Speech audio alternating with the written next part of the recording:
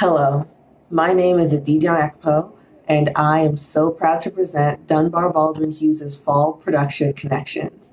We have a very talented group of actors who have worked so hard this semester and are very proud to share their work with you. Tonight's performance is about connections. In life, we thrive off of the connections that we have with other people. In theater, the depth of a performance comes from how well an actor can connect with their character. Each actor here tonight has done the work to know their character intimately and to bring them to life. Without further ado, I present to you Connections. I hope that you enjoy.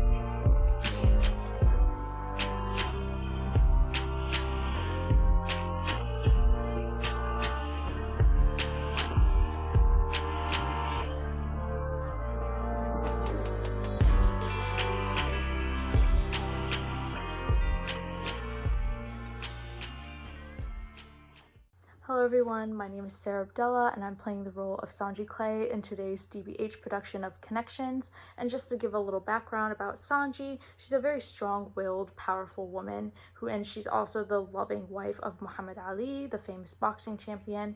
And throughout this piece, you'll see that she's struggling with her relationship with her husband, who's recently devoted himself towards the Nation of Islam. And essentially throughout this piece, Sanji still loves her husband, but it's very difficult for her to keep that love when he wants her to fall in this line where she doesn't really see herself. She doesn't want to be apologetic and submissive and dress the way that he wants her to dress. And I think myself as a Muslim woman, I definitely relate to Sanji because I'm somebody that really doesn't want to be quiet, especially when it comes to a man's approval. And in terms of clothing, definitely growing up, my father would want me to dress a certain way, and I love to express myself through my clothing and just being my own individual person and speaking up for myself. So I find myself in Sanji a lot, especially when she doesn't want to take any back talk or any sort of defiance from her husband. She wants to be her own person and wants to make that known. And I really love that about her character. So if I just put on the Muslim's dress and kept my mouth shut, then everything would have been all right? Cassius, baby, I'm so much more than that. There's so many parts of me that I want to share with you. And I can't go back. I can't pretend to just be a part of me no more. I gotta bring all parts of my life together, baby. And I can do it. I can be smart and sexy and a good wife and a good mother, and I can do it all under one roof. But you say we can't even buy a house because in 5 years the mothership's gonna come down and take people away. Well, what about your honorable prophet? Elijah Muhammad have you seen the size of his house? Oh, so they ain't gonna take Elijah. Why does he get to have a house and we don't? Who are you, Cassius Clay? Because if you really are Muhammad Ali, then you would live what you believe and not do one thing when you're with them and another when you're with me. God can't see what you're doing.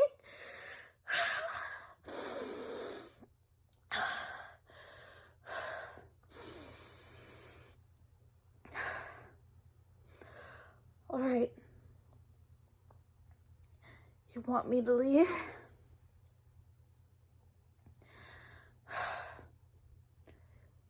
Fine. He's all yours.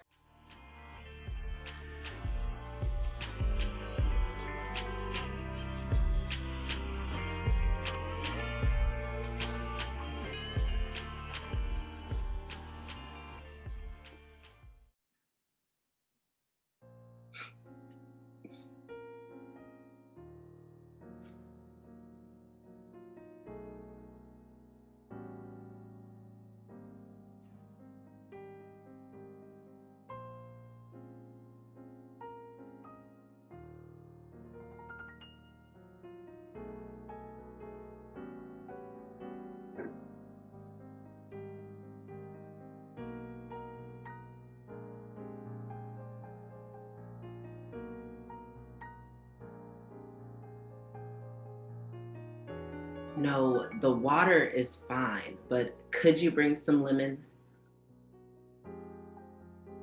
And sugar? No, I don't want lemonade. Did I ask for lemonade? If I wanted lemonade, I would order lemonade. Thank you.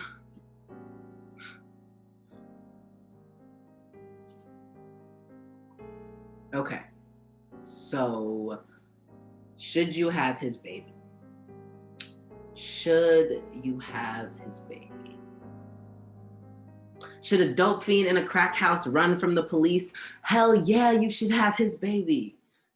And what's taking him so long? Waiter!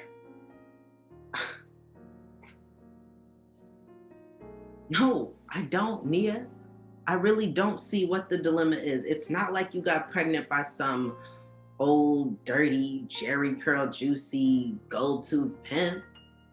We talking Darnell Smith. Darnell Smith. The creme de la creme. Do you know how many girls poking needles in condoms trying to have his baby? And here you sit on the come up like Mary pregnant with Jesus talking about should you have his baby. Have Miss Keisha taught you nothing? What else are you gonna do? That's Darnell Smith's baby, and everybody know Darnell Smith. And these recruiters is licking his anus trying to get him to go to their school. I'm talking UCLA, Notre Dame, Indiana, all of them. And do you know what's gonna happen when he get out of school? He going straight to the NBA. Do you know what that means? No.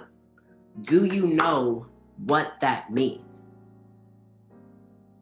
That means we about to be set for life. For life, Nia. I'm talking Malibu mansion, Mercedes Benz, SL class on spray wells. I'm talking Louis Vuitton luggage. No. Real Louis Vuitton luggage. Ooh. VIP parties, backstage passes. I can't believe I gave him to you. He could have went either way. Either way.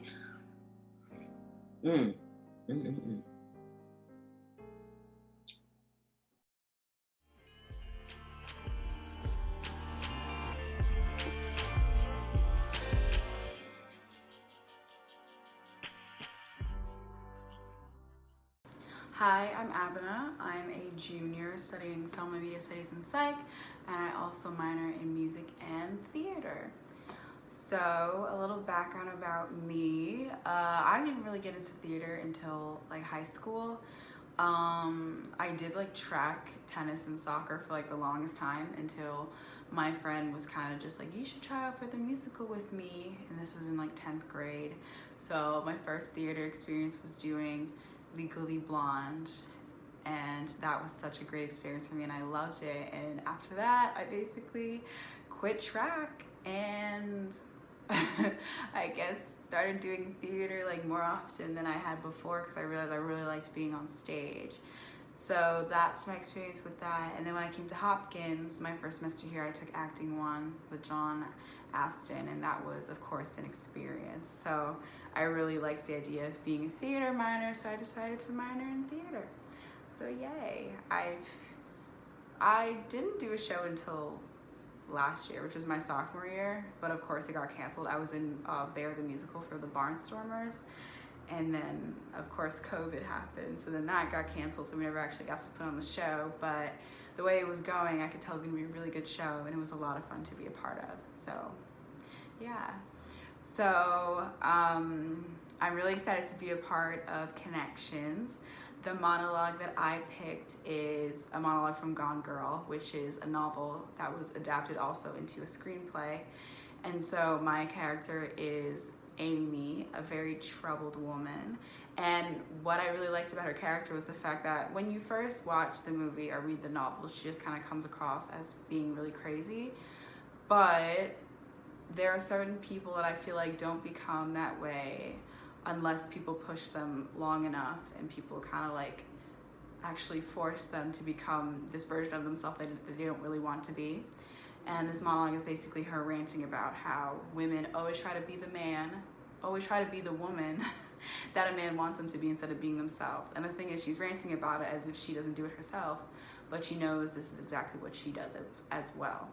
So, of course, in the movie, and I'm assuming in the novel too, you know, Amy is this like gorgeous, basically size 2, blonde-haired, blue-eyed white woman, and obviously that is not me.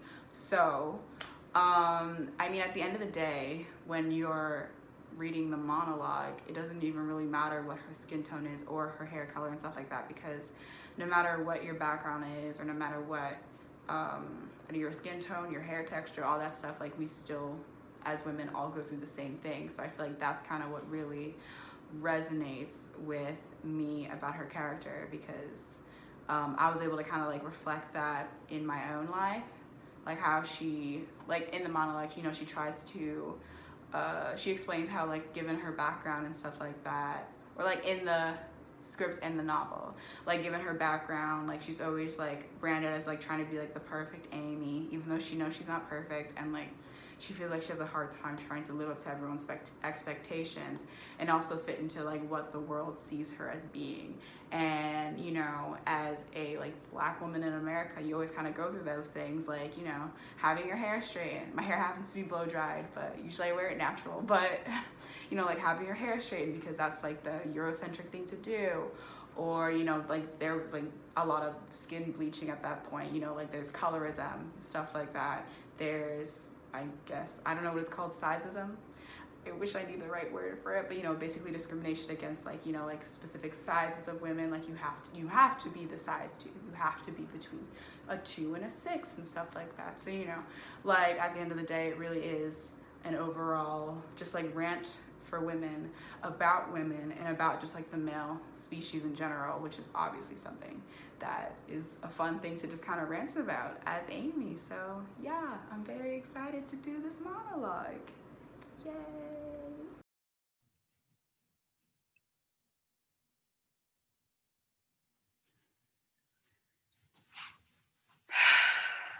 Men always say that as the defining compliment, don't they? She's a cool girl. And being the cool girl means I am a hot, brilliant, funny woman who adores football, poker, dirty jokes, and Burbank. Who plays video games, drinks cheap beer, loves threesomes and anal sex, and jams hot dogs and hamburgers into her mouth like she's hosting the world's biggest culinary gangbang, while somehow maintaining a size 2. Because cool girls are above all hot. Yeah.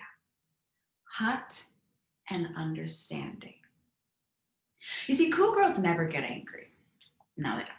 They only smile with a chagrined, loving manner and let their men do whatever they want. Go ahead, shit on me. All right, no. I'm the cool girl. Men actually think this girl exists. Maybe they're fooled because so many women are willing to pretend to be this girl. Yeah, they're willing to pretend to be this girl. And for a long time, cool girl offended me. I used to see men, friends, co-workers, strangers, getting over these awful pretender women. And I'd want to sit these men down, sit them down and calmly say, you are not dating a woman. You are dating a woman who has watched too many movies written by socially awkward men who'd like to believe that this kind of woman exists and might kiss them. I want to grab the poor guy by his lapels or messenger bag or satchel or whatever and say, the bitch doesn't really love chili dogs that much. No one really loves chili dogs that much. And the cool girls are even more pathetic. Yeah. They're not even pretending to be the woman they want to be. They're pretending to be the woman a man wants them to be. Oh, and if you're not cool girl, I beg you not to believe that your man doesn't want the cool girl. I mean, it might be a slightly different version, like maybe he's a vegetarian, so cool girl loves to eat and is great with dogs. Or maybe he's like a hipster artist, so cool girl is a tattooed, bespectacled nerd who loves comics. Yeah, there are variations to the window dressing, but believe me, he wants cool girl. Yeah, who is basically the girl who loves every fucking thing he loves and doesn't even complain. Shoot. Anyway, how do you know you're not cool, girl? Well, because he says things like, I like strong women, or I like strong women. If he says that to you, he will, at some point, fuck someone else. Because I like strong women, it's usually code for I hate strong women. Remember that. Yeah.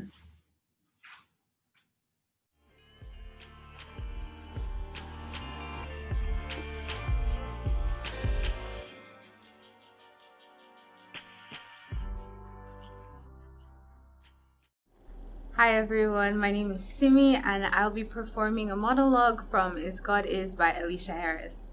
Is God Is kind of like a myth about two young women who travel the South and some of California to exact righteous vengeance on their father or their mom's, their father. And I play the role of their mother, called She in the script. I'm essentially in this monologue just telling my daughters, my twin daughters, how my relationship with their father went down, kind of giving them the down low.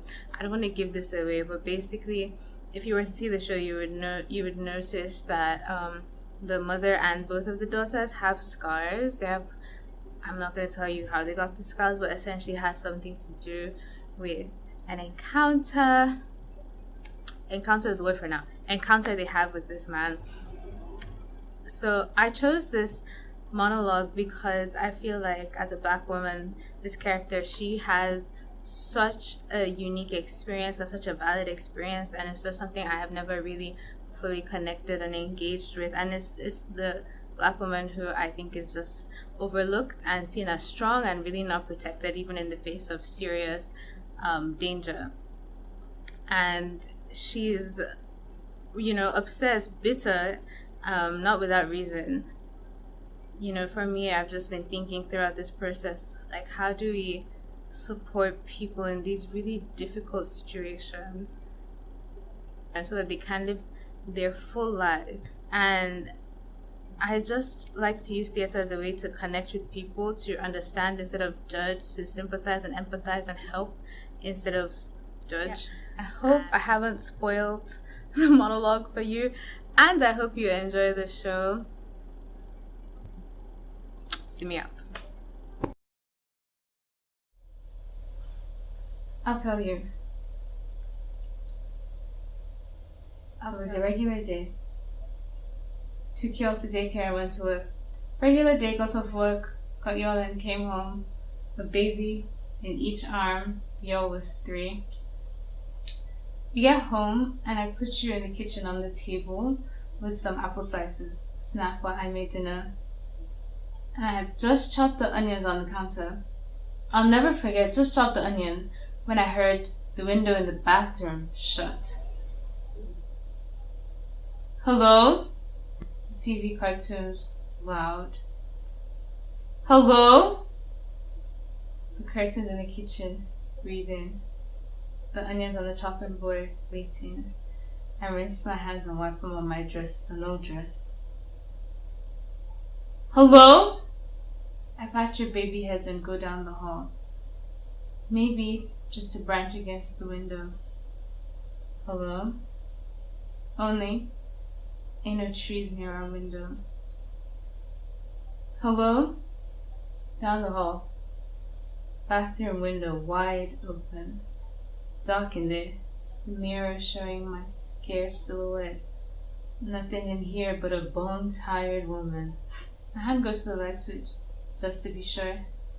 Just to be sure, you can't be too careful. He said he was gonna come back, so just to be sure. And the green light flashes on, and it's a hand on the shower curtain.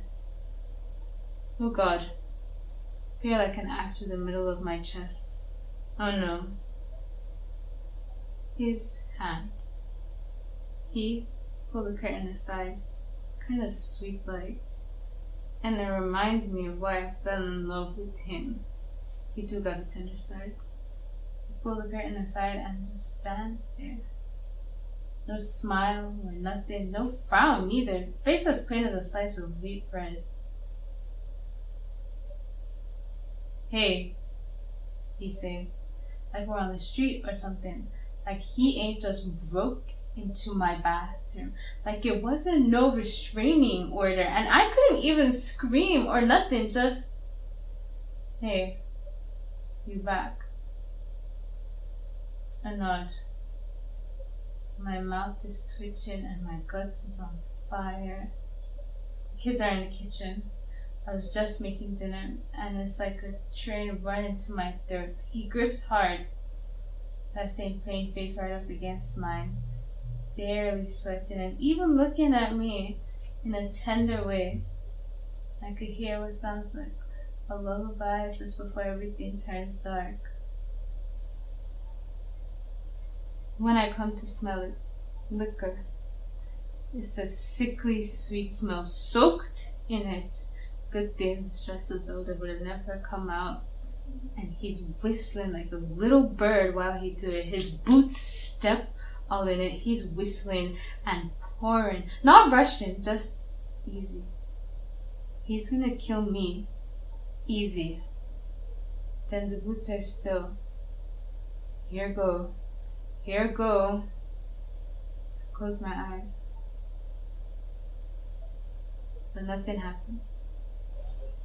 A whole minute passes. All I hear is my breath and you two in the kitchen giggling. The way babies giggle like they got the sun in their mouth, And the boots move toward y'all in the kitchen. And I can't talk because he took the breath out of my mouth. But in my throat there's a rattle. Like, don't you fucking touch my babies.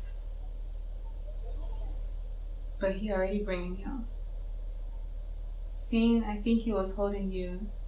And Anaya, he was walking. One of y'all was saying, Daddy, where you been? And he's saying, on the moon.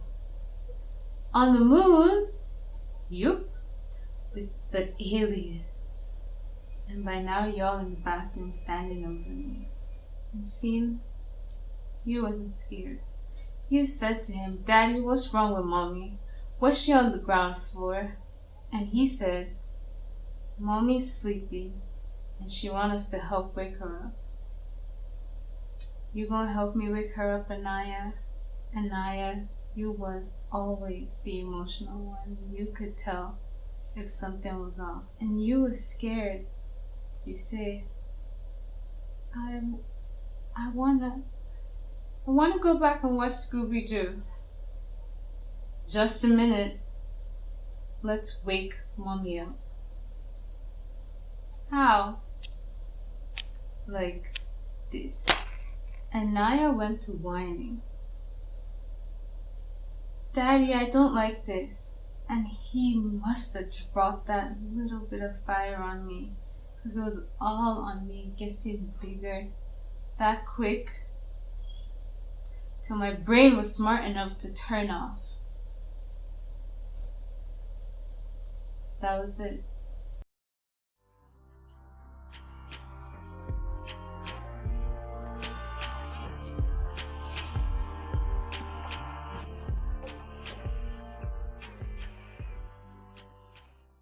Hi everyone, my name is Franklin Ogunsomi.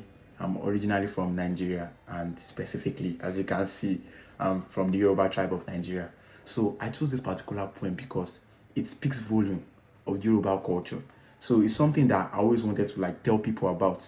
So this particular poem is talking about children or babies that dies immediately after they were given birth to, or children that doesn't live beyond 3 to 4 years. So in the Yoruba culture, we believe that there's a spiritual reason for everything that happens in life. So in this particular case of children dying after they were given birth to, the Yoruba believe that there is a monster that is responsible for that. And they believe that the only way you can stop that monster from killing your children or something like that is to appease the monster or appease the gods who are responsible for that. So this particular poem is just to give you guys just a glimpse of Yoruba culture. So, and also, I also chose this particular poem because the person that wrote this poem was Wole Soyinka, and it's he's a big idol to almost everybody in Nigeria. So it's also one of the reasons why I chose this poem. So stay tuned and watch out. Thank you very much.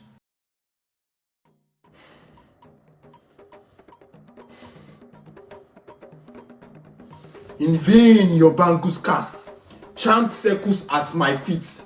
I am Abiku, calling for the first and repeated time. Must I weep for goats and cowries, for palm oil and sprinkled ask?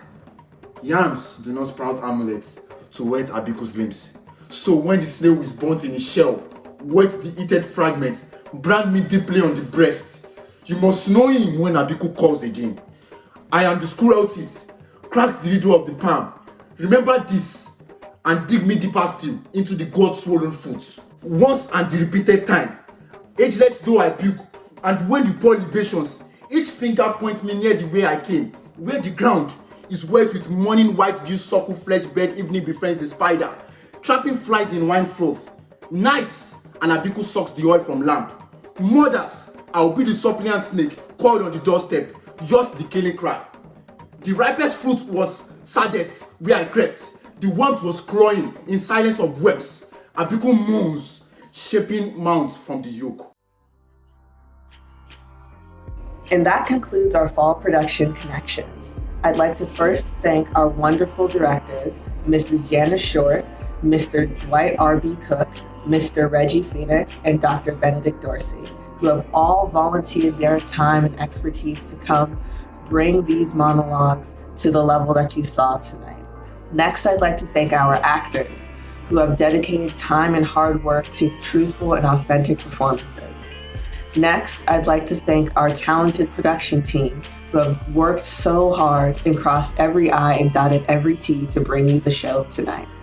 And finally, I'd like to thank our audience, who have carved out a little bit of time to come share with us this evening. I hope that you learned something about yourself or about the people around you. I wish everyone an excellent rest of your evening and a safe and happy rest of the year. Until next time.